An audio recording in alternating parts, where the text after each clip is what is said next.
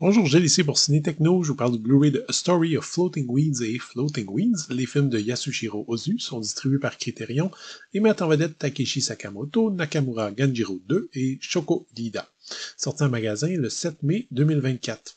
Dans un petit village, une troupe d'acteurs arrive afin de présenter quelques spectacles.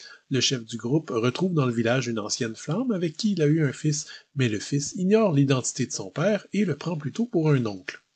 Yasujiro Ozu fait partie de cette liste prestigieuse des grands cinéastes mondiaux, et même si en Occident on l'a découvert un peu sur le tard, aujourd'hui la plupart des cinéphiles sérieux vont le placer sans hésiter aux côtés de Wells, Fellini, Bergman et Tarkovsky. Le duo de films que Criterion nous propose en Blu-ray ici est particulièrement intéressant parce qu'il s'agit de deux films qui décrivent la même histoire, parce que Floating Weeds est effectivement un remake avec son et couleur de A Story of Floating Weeds, qui lui était muet et noir et blanc. Pour les non-initiés, et je dois dire qu'à part les incontournables, comme une histoire de Tokyo, je suis pas le plus connaissant dans la filmographie du maître japonais, l'exercice de visionnement est passionnant pour beaucoup. C'est avec A Story of Floating Weeds qu'Ozu a vraiment commencé à maîtriser son style, un style particulier centré sur des plans fixes, un montage complexe, des inserts réguliers de décors et de nature morte, et des angles de caméra en légère contre-plongée, entre autres éléments.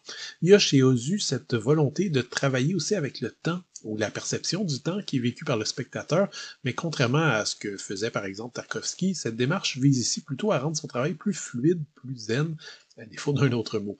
On pourrait croire que tout ça résulte en des films lourds, arides et ennuyeux, à réserver aux cinéphiles les plus aguerris, mais c'est finalement tout le contraire, même avec les contraintes du noir et blanc et du muet. The Story of Floating Weeds étonne par sa modernité, par son montage qui perd jamais son spectateur, par ses cadrages recherchés et agréables à l'œil. C'est un film qui est magnifique. Et bien entendu, on retrouve toutes ces qualités dans Floating Weeds, qui bénéficie en plus d'un scénario légèrement plus étoffé et d'une photographie en couleur de qualité. Si vous vous intéressez à tout le travail de mise en scène d'un réalisateur, ces deux films sont un cas d'école que vous devriez probablement étudier. C'est assez curieux, par contre, de noter à quel point les deux films se ressemblent beaucoup, à part les décors qui ont changé, parce que d'un petit village rural, on passe à un petit village côtier. On sent bien que le réalisateur avait beaucoup de respect finalement pour son premier film, et qu'il n'a pas cherché à réinventer son histoire, simplement la mettre en scène de la façon dont il l'aurait maintenant fait après plus de 20 ans de carrière. Les deux films présents sur le même disque en Blu-ray sont présentés en 1.37 plein écran avec piste audio en DTS HD 5.1 pour A Story of Floating Weeds et en japonais original mono pour Floating Weeds. Les sous-titres sont disponibles en anglais. Chaque film vient avec une piste de commentaires, A Story of Floating Weeds avec l'historien Donald Ritchie et Floating Weeds avec le célèbre critique Roger Ebert, les deux pistes ayant par contre été enregistrées en 2003. Une bande-annonce de Floating Weeds est offerte et l'ensemble vient avec un livret qui contient une analyse des deux films par Donald Ritchie.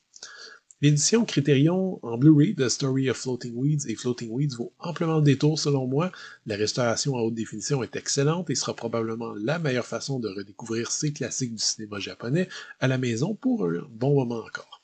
C'était Gilles, merci, bon visionnement.